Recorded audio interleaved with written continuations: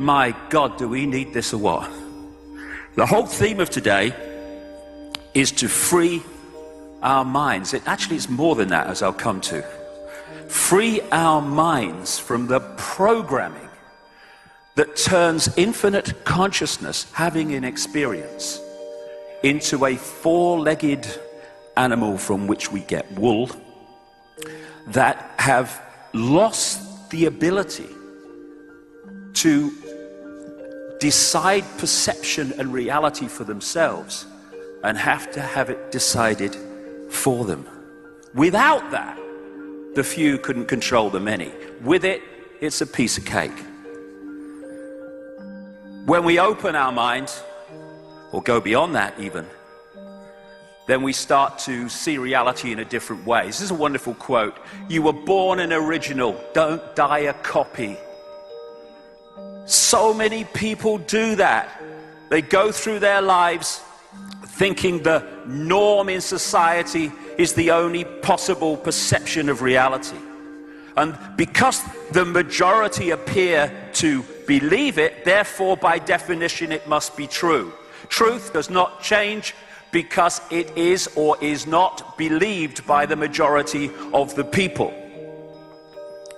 As Gandhi said, even if you are in a minority of one, the truth is still the truth. Or as this proverb says, the multitude is always wrong. And invariably, when you look through what we call history, it turns out that way. It is the people who have challenged that have moved us forward in terms of our understanding of who we are and the nature of the world we live in. We live in a world of conflict and war and famine, where people, a few people, control and hijack the wealth at the expense of the vast majority. We live in a world which, take a step back, deep breath, look at it again, is utterly bloody insane. And we're asked to believe, and so many people do, that we are somehow at the cutting edge of human evolution. We're nowhere near the edge of what is possible and what is there to be known. But the norms are very powerful, especially when, from cradle to grave, we are constantly manipulated and confused with contradictory information, and when we're pressured to believe it, otherwise we'll get ridiculed or condemned for being different. And we are in a situation, a world brilliantly described by this man, Michael Elner. Just look at us. Everything is backwards. Everything is upside down. Doctors destroy health, lawyers destroy justice, universities destroy knowledge, governments destroy freedom, the major media destroys information, and religions destroy spirituality. That's where we are.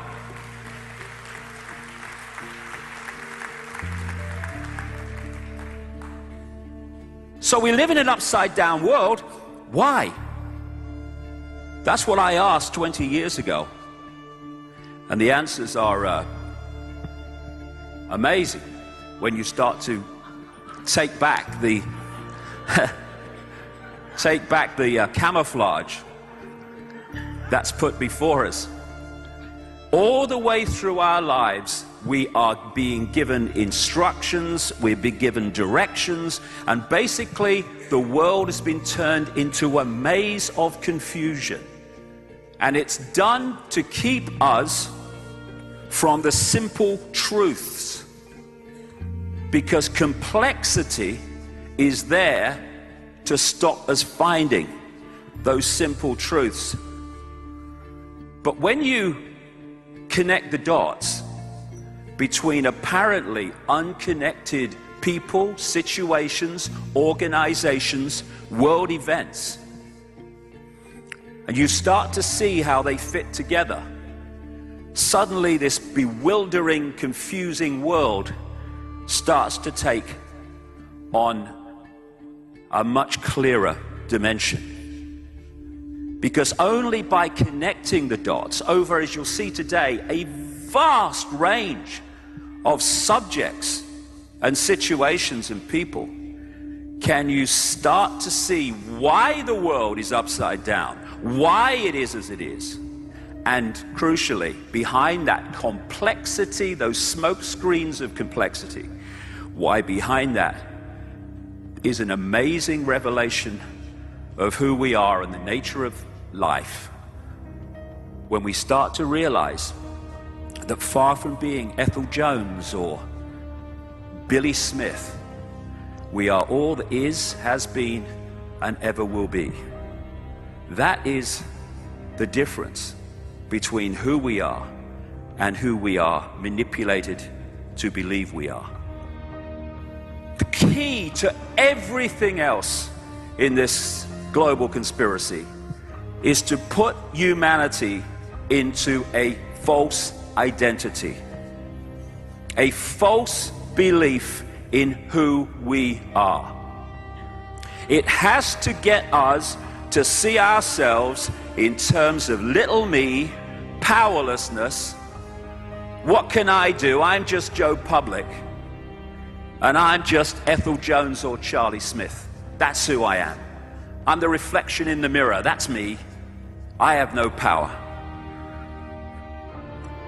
When in fact, we are infinite consciousness having an experience as Charlie Smith or Ethel Jones. But what the manipulation has to do to put us in the box of mass control is to persuade us that we are the experience.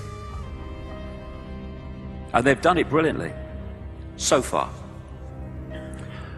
And when we accept that, this is the state that we're put in energetically, what I call the eggshell.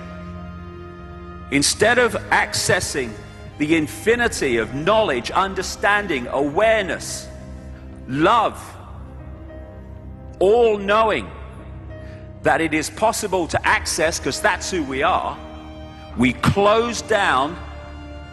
And what do we say? We close our minds.